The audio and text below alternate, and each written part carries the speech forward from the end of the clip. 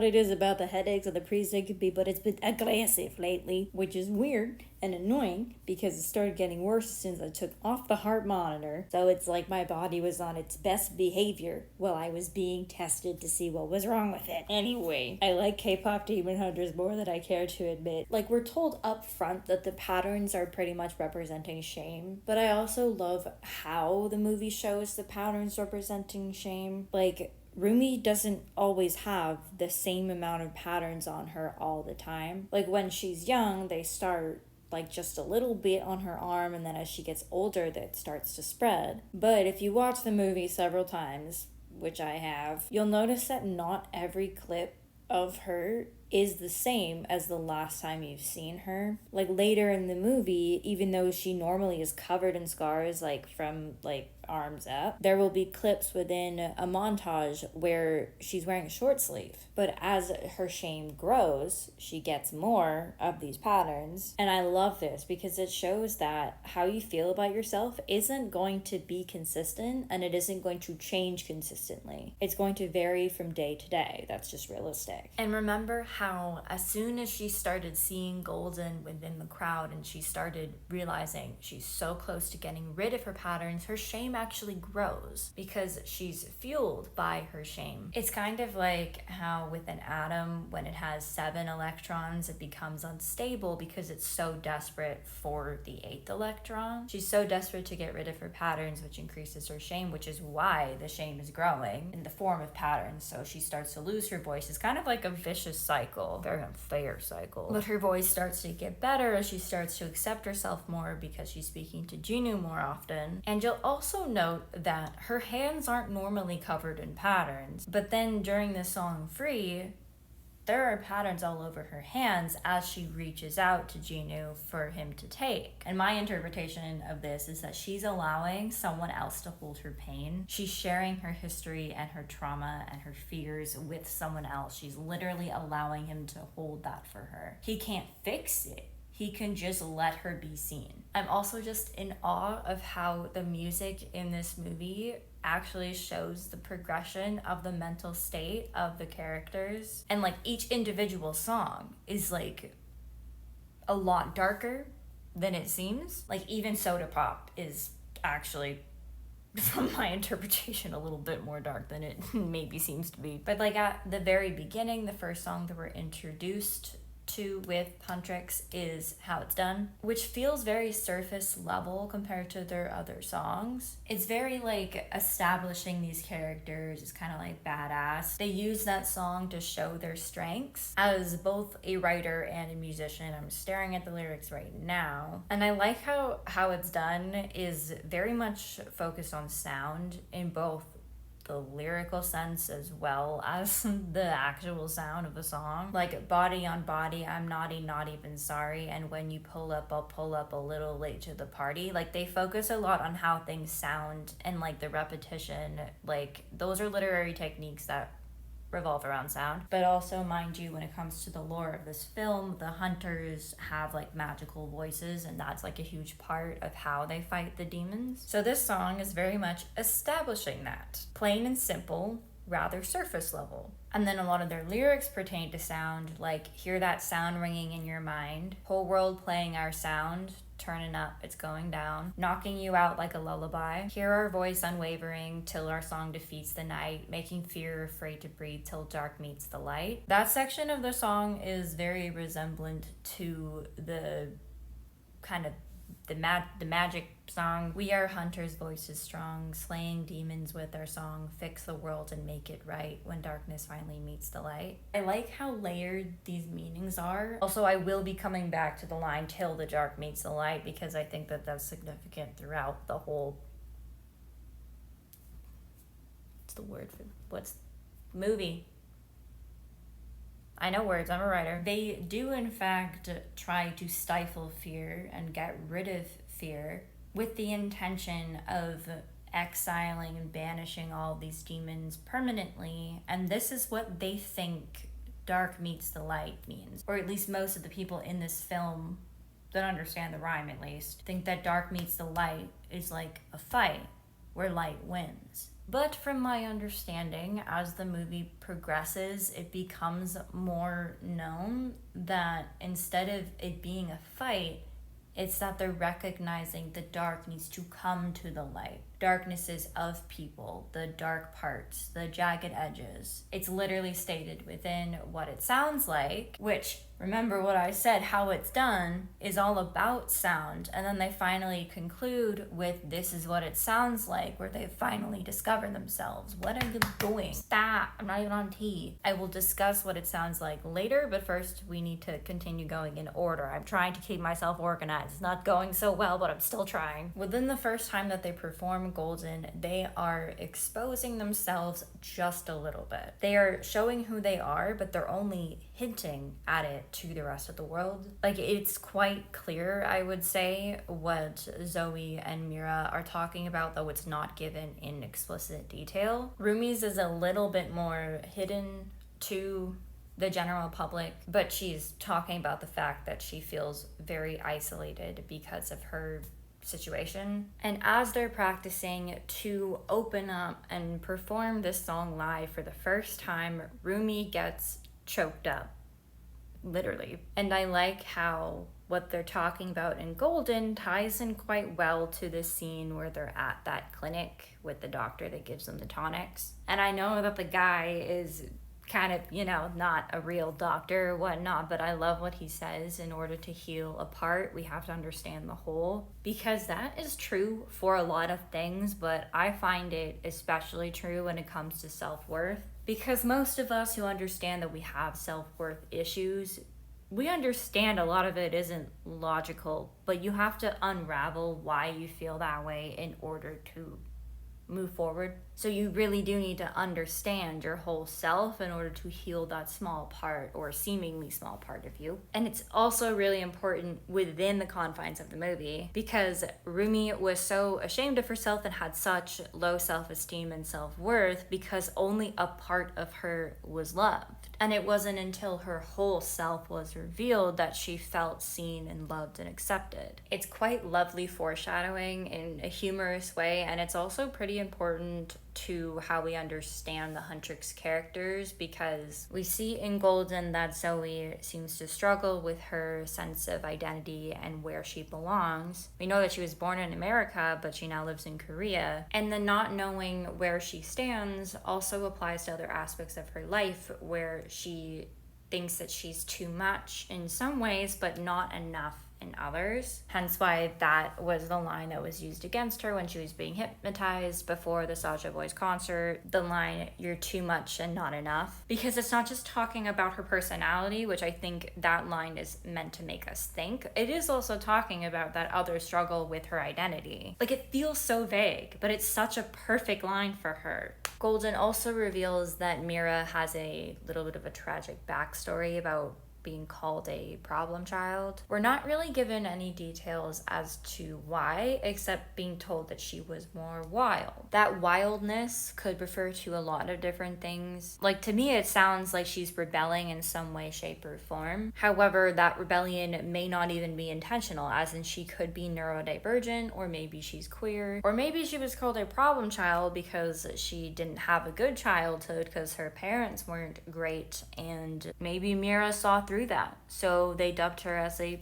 problem. There's a lot of different interpretations, so I won't speculate on it anymore. And if I were to dive deeper into what Golden said about Rumi, it seems like she was isolated because of her differences, but it also led her to feel pressured to be perfect. Perfectionism seems to become her coping strategy, since she sees herself as a mistake, maybe because Celine probably used that word for her, which was no. But if she feels like she's a mistake, she might be compensating by perfecting her image. I feel like I'm over-explaining at this point, but in Golden, we're shown what they had to overcome. In the clinic, we're actually showed what those traumatic experiences have turned them into, in the sense of, like, what's their coping strategy? Like, how did they mentally respond to what they've gone through? Like, Zoe's an aggressive people pleaser, Rumi's aggressively secretive, and Mira's just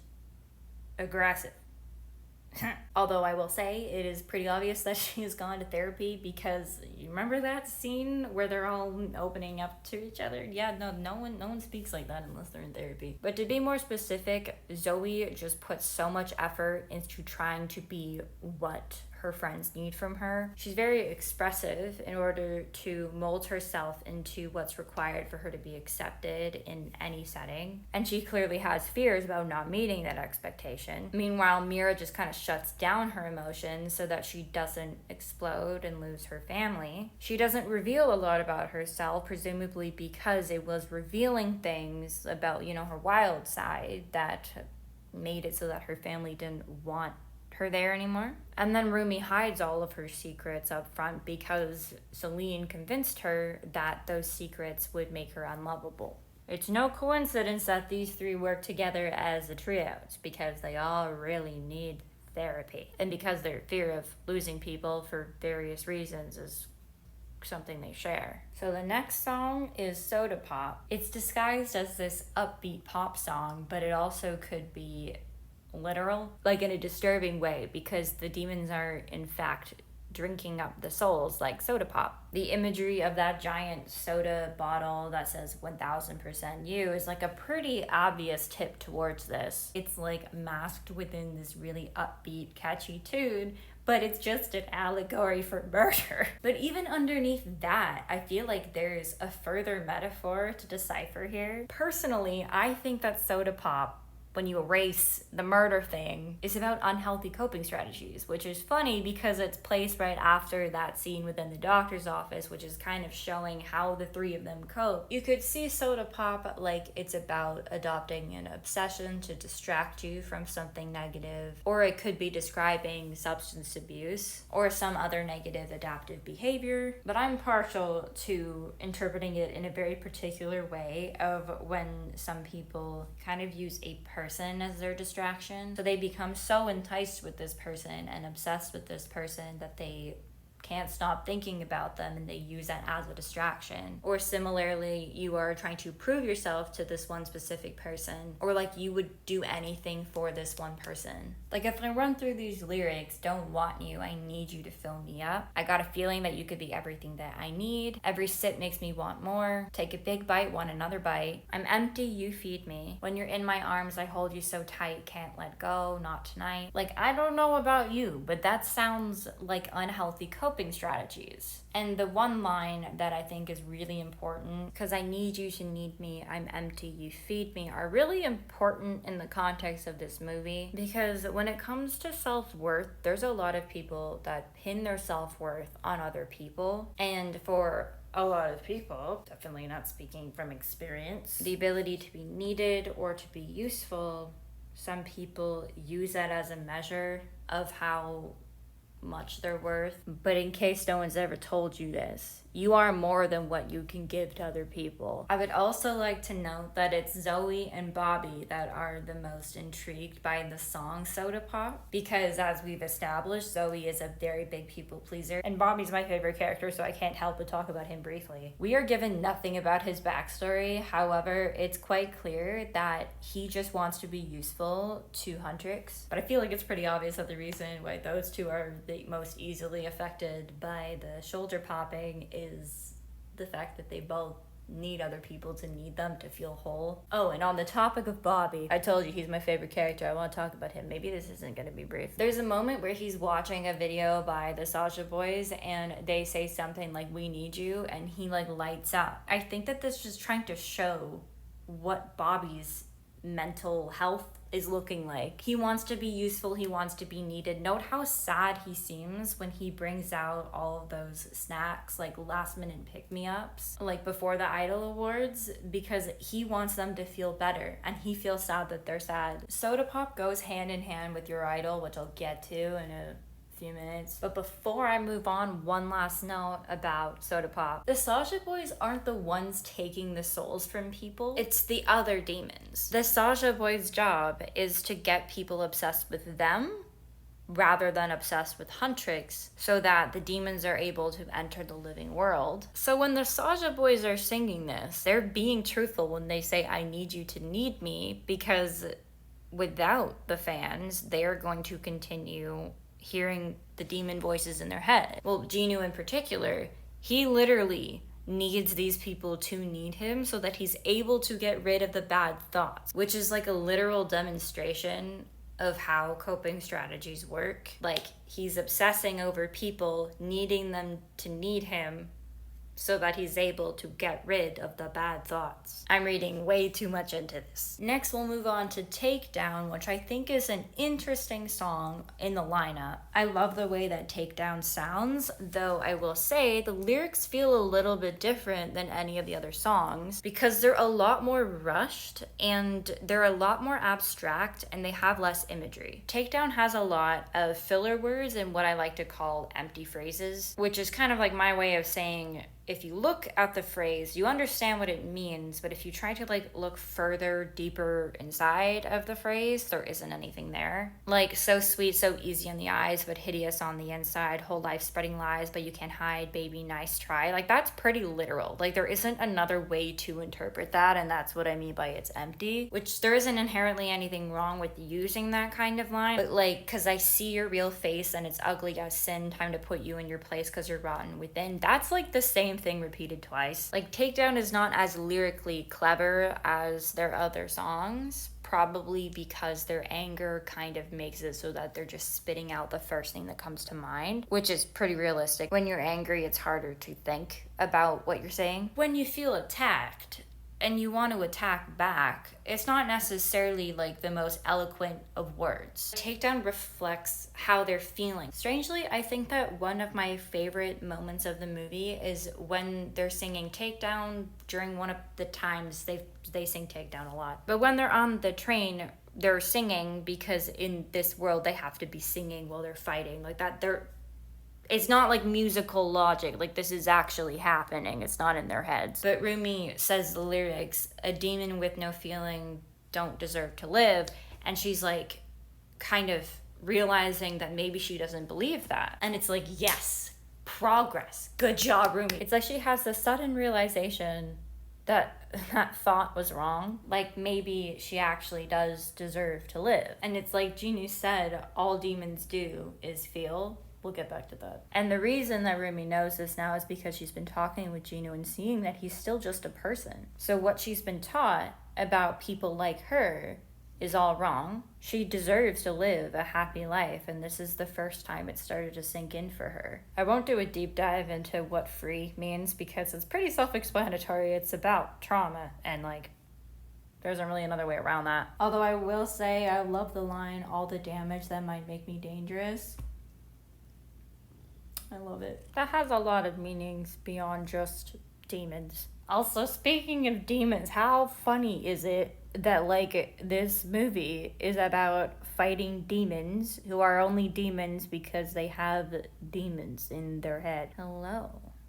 I can't help but think of this little guy every time Tiger comes on screen. Okay, it's time to talk about your idol because that is really intense song, and I love how it has a bunch of meanings. It's not just the obvious, like it's exposing the K-pop industry as well as like, you know, revealing the plot point where they are demons trying to take their souls. I also feel like it can expose the toxic side of religion. I mean, they keep using the word sin for one thing. The song also opens with a lot of like melodic pray for me kind of lyrics, and like you can perceive the song in either a religious way or in the K-pop industry way, but I also feel like it is describing mental illness. Hi buddy, thank you for interrupting.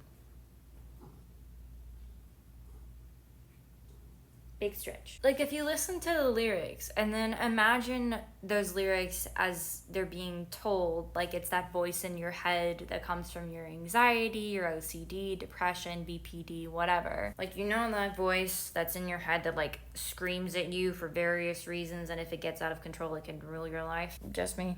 Okay. Well, imagine that voice is what's singing your idol. Think about all those negative coping strategies that people sometimes have to adopt within their own head. Like in particular when you're thinking about self-worth. Like I'm especially thinking about that voice in your head that's thinks it's helping you. Like, it thinks it's protecting you when it's not. Like, if you are thinking about your self-worth and then maybe you have a fear of abandonment, you know what, I might just have to speak from my own experiences so I don't step out of bounds here. Like, keeping you in check, keeping you obsessed, anytime it hurts, play another verse. No, I'm the only one right now. Can't look away, don't you know I'm here to save you. Don't let it show, keep it all inside. The pain and the shame, keep it out of sight. Your obsession feeds our connection. Give me all your attention, you know I'm the only one who'll love your sin. Living in your mind now, too late cause you're mine now. I'll make you free when you're all a part of me. Can't look away, no one is coming to save you. Now you're running wild, you're down on your knees, I'll be your idol. Oh, and there's also the line, watch me set your world on fire.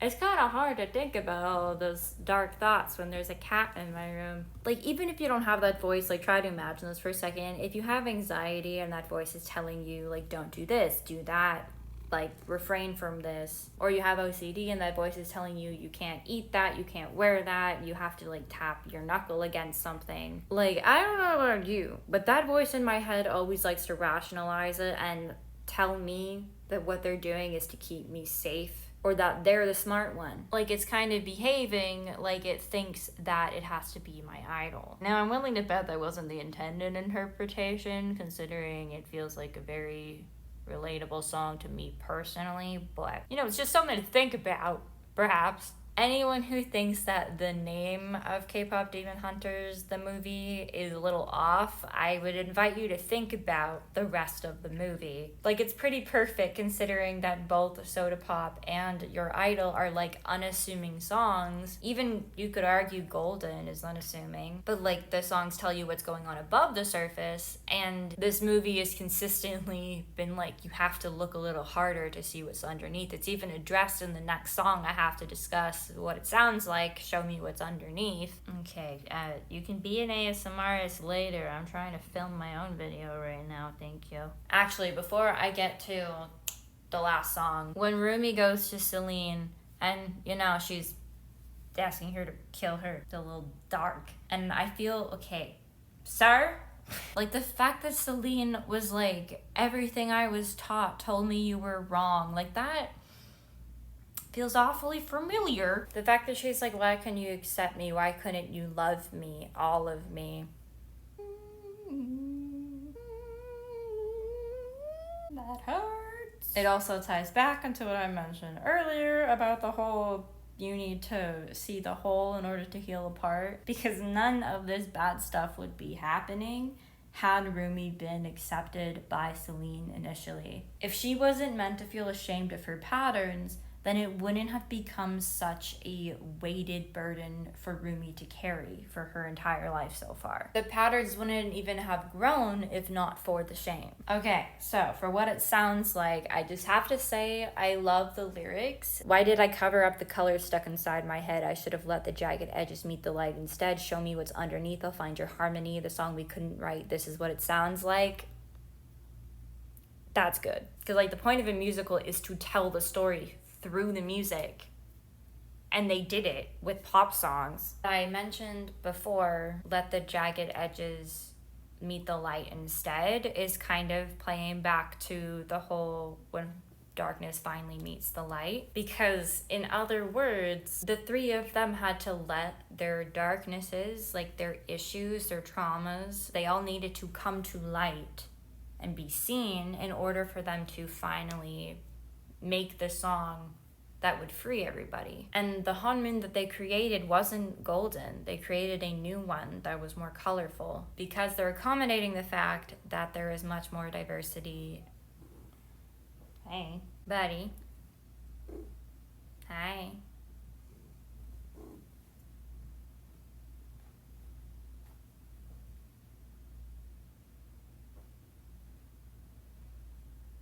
I'm so warm. I love the lines, I broke into a million pieces and I can't go back, but now I'm seeing all the beauty in the broken glass. Like, it's addressing the fact that, yes, you had trauma and you can't change that, but now you're seeing that you are still a beautiful person regardless. And then right after that, the scars are part of me, darkness and harmony. I also think it's interesting that Rumi herself is like a literal depiction of like darkness finally meets the light. Because, you know, she's like born of the dark and the light.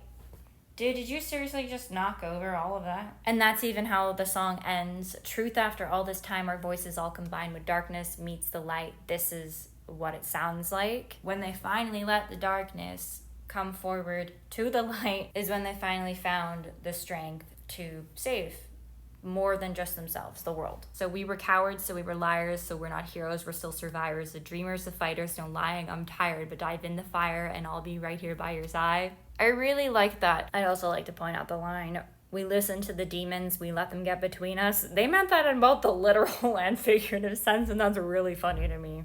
The sun is starting to set, so I'm losing my natural light, and I feel like it's time to sum up anyway. So that was my take on K-pop Demon Hunters and how it reflects self-worth and abandonment issues and shame and just general mental illnesses and coping strategies and such. I think it's so funny how this movie like blew up like overnight, and it's so loved by so many people, and now people are idolizing the movie the way that the movie warned us not to. But if you made it all the way to the end of this video, this is going to be a long video, I feel sorry for the me who has to edit this. I will always encourage critical thinking when watching films or TV shows or reading books, because you learn a lot about not only what you're consuming, but also just the world itself. Fiction has truths inside of it, so thinking is good. Mentally, I've surprisingly been okay all day, but physically is so I'm going to go lie down now. Thank you for watching. Okay, goodbye.